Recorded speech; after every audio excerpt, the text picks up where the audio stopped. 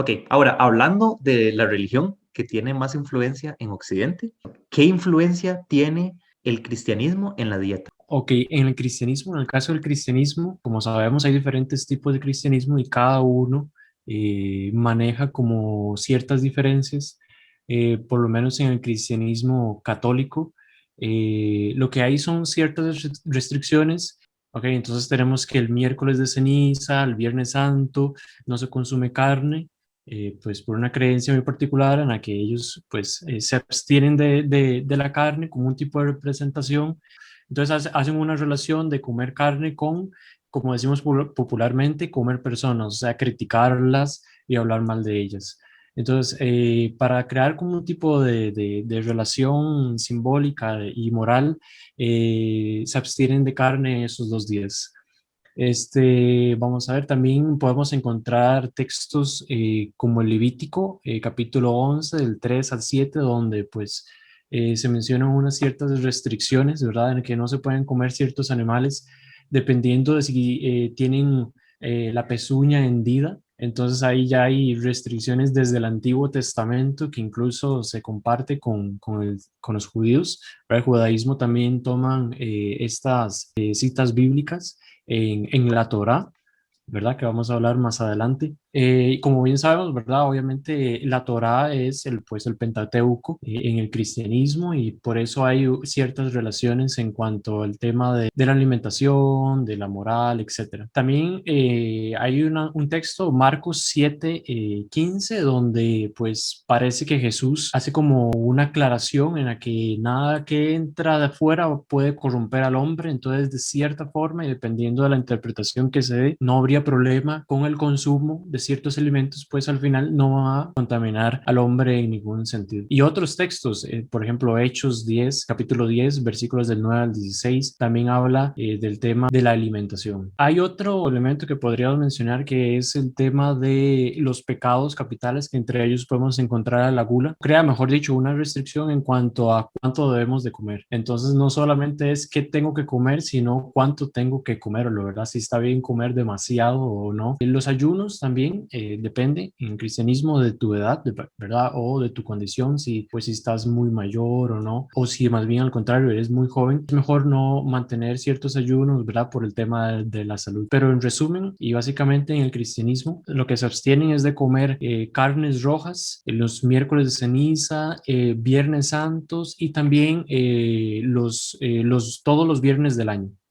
¿Verdad? Es un tipo de, pues, recomendación, un tipo de guía que, pues, que al final ayuda al tema de experiencia espiritual. Luego podríamos empezar a hablar del judaísmo, muy interesante, la verdad, porque el judaísmo tiene muchísimas restricciones. Parece que es de las religiones que más restricciones tiene en cuanto al tema de qué se puede comer y qué no se puede comer. Y para eso utilizan una guía, el Kashrut, que es como ciertas pautas que ellos deben de tener para asegurarse de que ciertos alimentos sean apropiados para comer. Y para eso ellos utilizan una palabra en hebrea que se llama kosher, que significa apto, adecuado, conveniente, y también depende mucho el tema de cómo se mata al animal. Entonces ellos tienen un ritual, ¿verdad? Pues entonces para eso ellos tienen normas, ¿verdad? Y también tienen los preceptos que incluyen alimentos prohibidos, así como los kosher son los alimentos aptos, también tenemos los alimentos que no son aptos,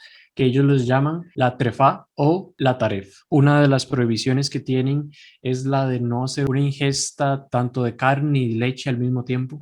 No pueden comer carne de cerdo ni ningún derivado, ¿verdad? Es una de las reglas más estrictas que tiene el judaísmo. La Torá habla de forma muy clara con respecto a que los animales con pezuñas hendidas y que rumien son kosher, o sea, son aptos para comer, como las vacas, como las ovejas, las cabras, y tenemos alimentos que no son permitidos, como los conejos, los cerdos, eventualmente las liebras, las ardillas, los perros, los gatos, los camellos y caballos. También tienen aves que son impuras, que no se pueden consumir.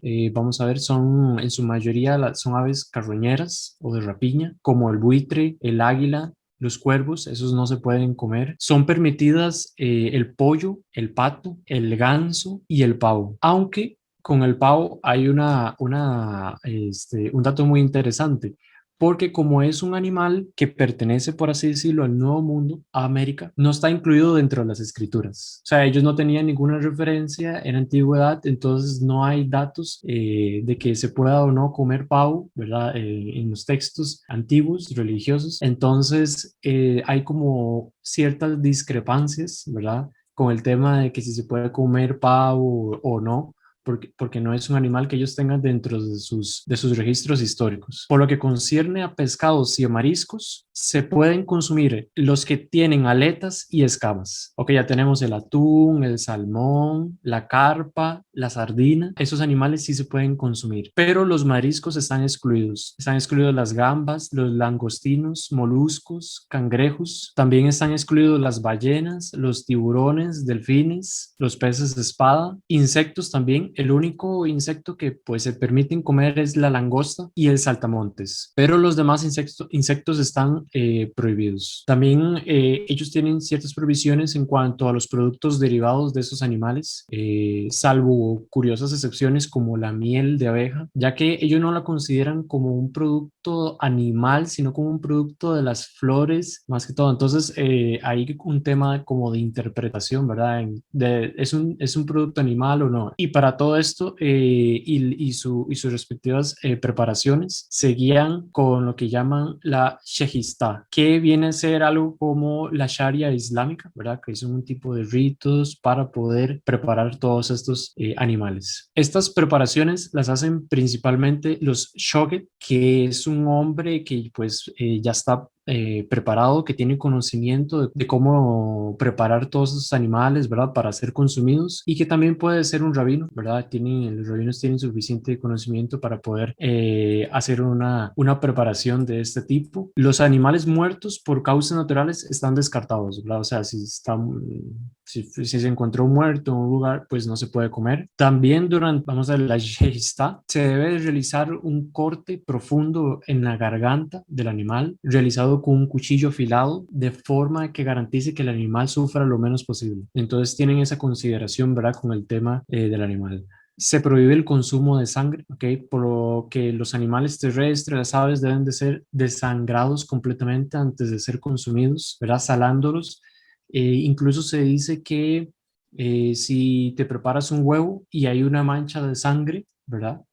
Que posiblemente haya quedado en el huevo, ya ese huevo no se puede comer, ¿verdad? Entonces ya hay como ya se considera como un taref, ¿verdad? Un alimento que no entra dentro de la lista de permitidos.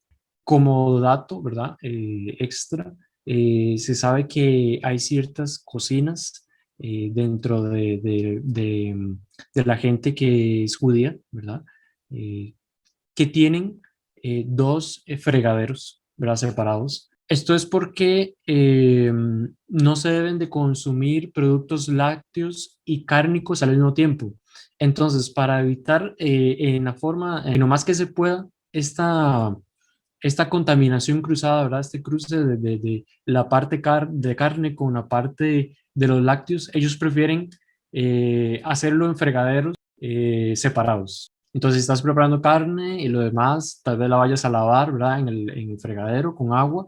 Entonces, ellos tienen un fregadero específicamente para las carnes y otro para productos lácteos. Esto es así incluso con los utensilios, ollas, cubiertos, las tablas de cortar, ¿verdad? Ellos tienen una para ciertas preparaciones y otras para evitar la contaminación ahí cruzada. Ahora, algo importante con esto, he visto varios videos que hablan sobre la alimentación bíblica. Y de hecho he visto videos que dicen la alimentación que Dios prefiere o la alimentación que Dios indicó. Esto es importantísimo recalcar. La alimentación hay que verla en su contexto. O sea, el hecho que esa alimentación hubiera sido considerada apta para un grupo humano no quiere decir que siga siendo apta en la actualidad. Hay que tener mucho cuidado con eso, porque hay personas que dicen, bueno, si esa es la alimentación que Dios dictó, va a servir siempre. Y no. O sea, las condiciones van cambiando, la dieta va cambiando, ¿ok? Es un proceso de adaptación del ser humano. Y va cambiando también no solo el contexto, ¿verdad?, de la persona, sino también la interpretación religiosa que se haga de los textos. Ahora, un tema importante. Ya hablamos del judaísmo y del cristianismo. Actualmente, tal vez no lo notemos, pero estamos teniendo cada vez más influencia del Islam. Entonces, también sería interesante hablar un poco sobre la alimentación en el Islam. Pues el Islam, así en resumen y de golpe, se reduce a no está permitido comer cerdo ni beber alcohol, ¿ok? No alcohol y no cerdo.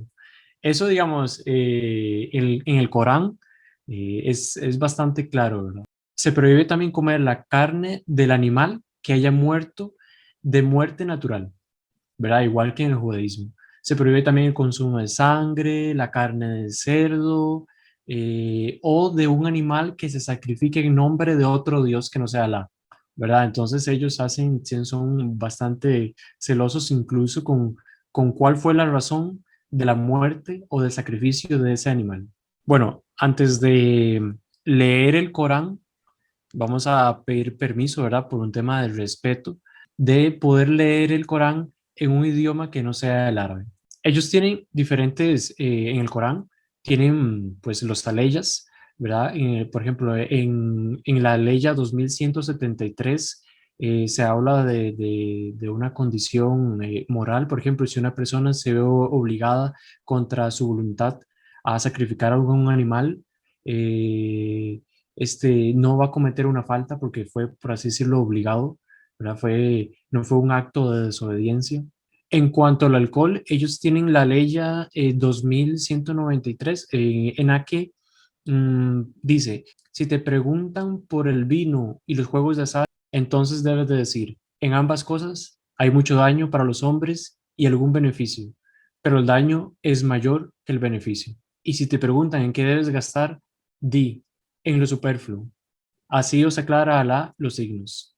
Entonces ellos en el mismo Corán ya tienen ciertos textos que ellos van extrayendo interpretaciones en cuanto al consumo de, por ejemplo, en este caso del vino. Entonces ya con el vino ya se interpreta que el resto de las bebidas alcohólicas están prohibidas. Podríamos mencionar una extensa lista, obviamente no vamos a leerla toda, pero que esta lista menciona los animales que están prohibidos en el Islam.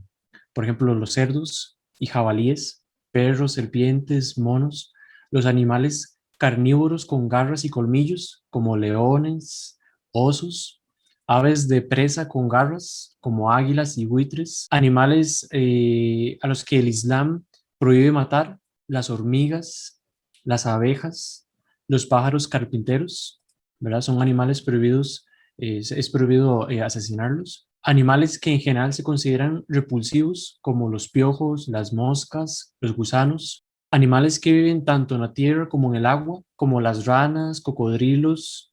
También está prohibido alimentarse de mulas y burros domésticos.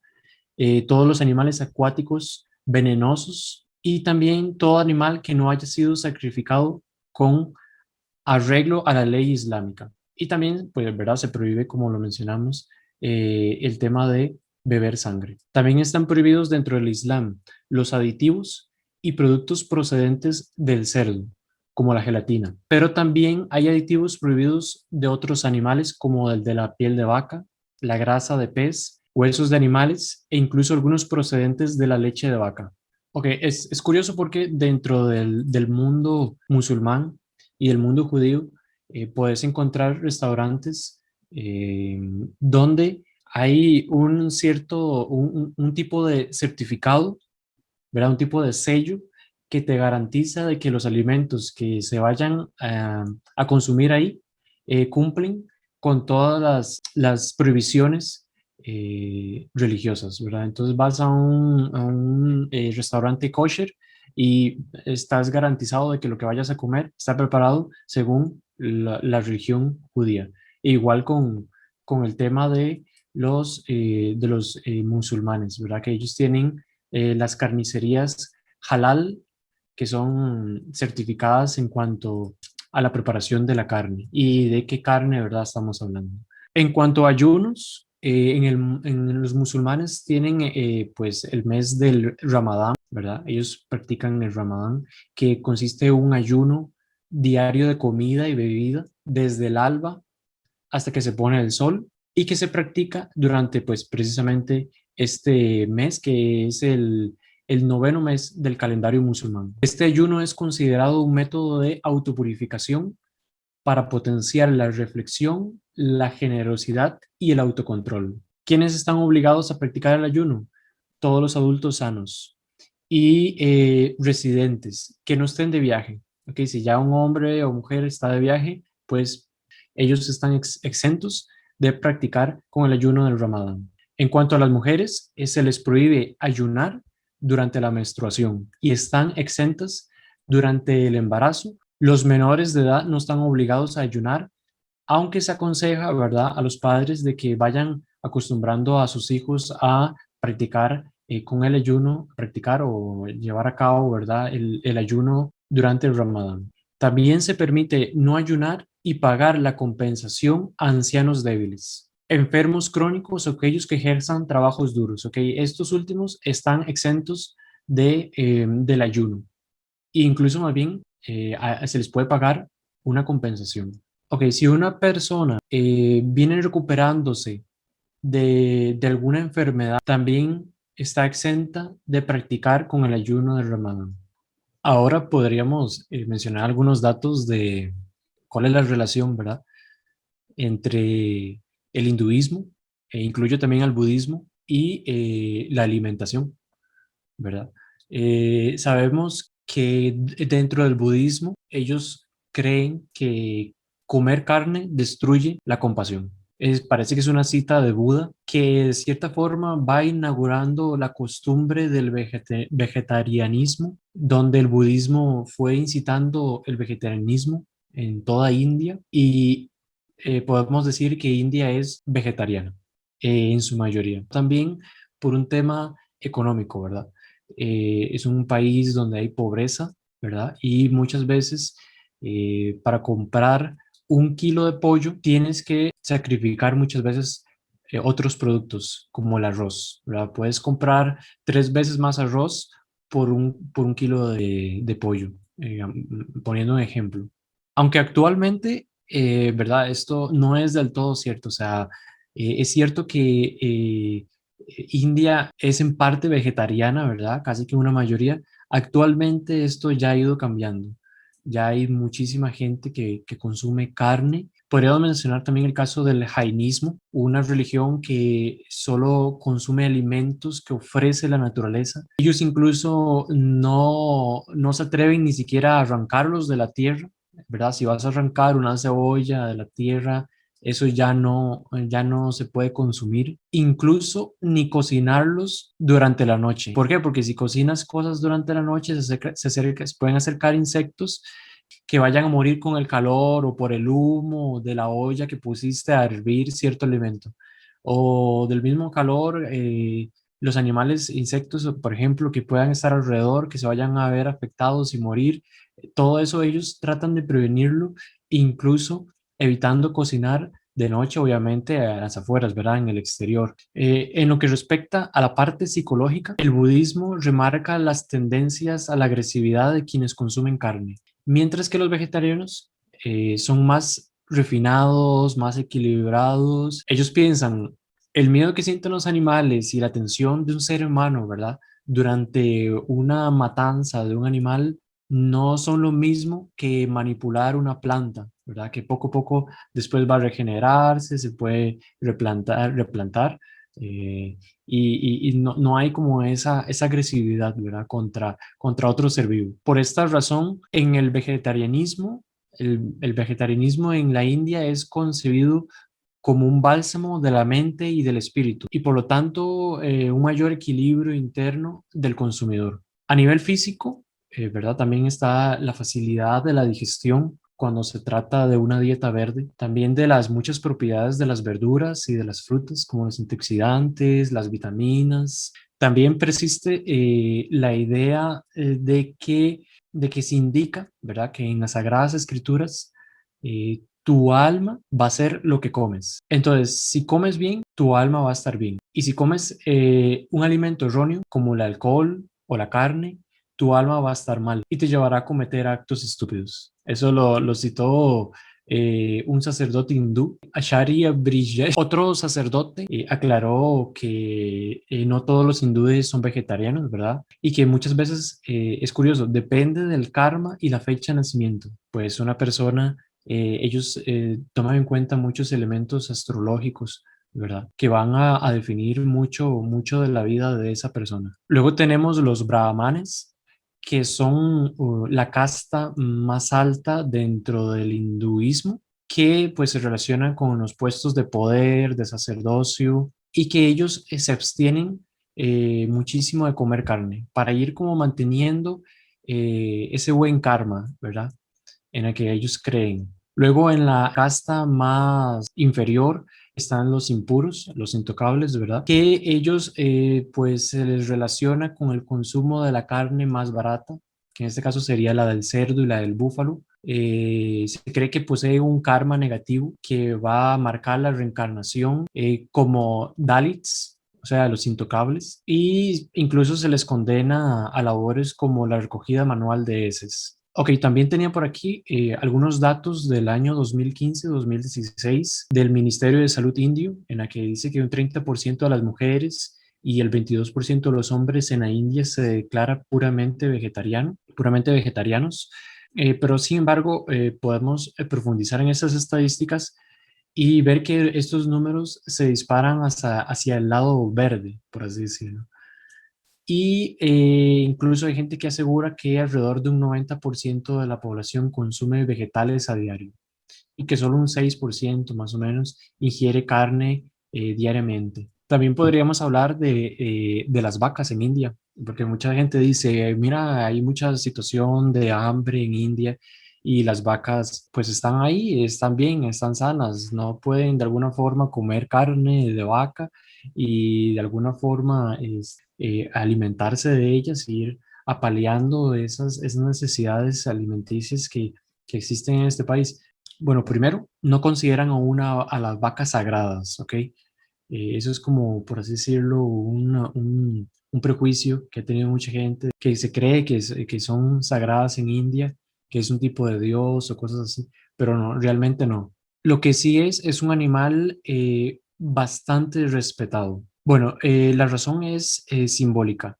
La encontramos hace aproximadamente 3.000 años, concretamente en los textos védicos, los más antiguos de la literatura hindú. Estos 4 textos escritos por el místico Vyasa se referían a la vaca como Devi, una diosa, o Aditi, madre de los dioses, cuya leche alimentaba el mundo y la privaba de ser sacrificada a los dioses. A diferencia de otros animales como el toro y el buey. Las vacas sagradas, los Surabhi, eran enviadas por el dios Krishna a la tierra para alimentar con su néctar a los hijos de la India y establecer una conexión entre ambos mundos. Ya posteriormente, ¿verdad? Durante la incursión del jainismo y del budismo como evolución del Veda, la doctrina pues de no violencia es mayormente aplicada a los indios que optaron por volverse vegetarianos, ¿verdad? En un importante porcentaje de ellos, mientras que las vacas eran ofrecidas a los brahmanes, por lo que la vaca pasó a considerarse un ser vivo incluso superior a ciertas castas de la India. Por lo que con el tiempo eso fue derivando a que se respetara muchísimo en India. Durante más o menos el siglo XX, ¿verdad? Se comprobó que la vaca era un animal, que era el animal mejor aprovechado de la humanidad, porque podríamos extraer de él leche, queso, piel para fabricar artículos textiles, huesos que sirven para fabricar pegamento, el estiércol que se puede usar para arar los cultivos, incluso se puede utilizar mantequilla quemada para las lámparas.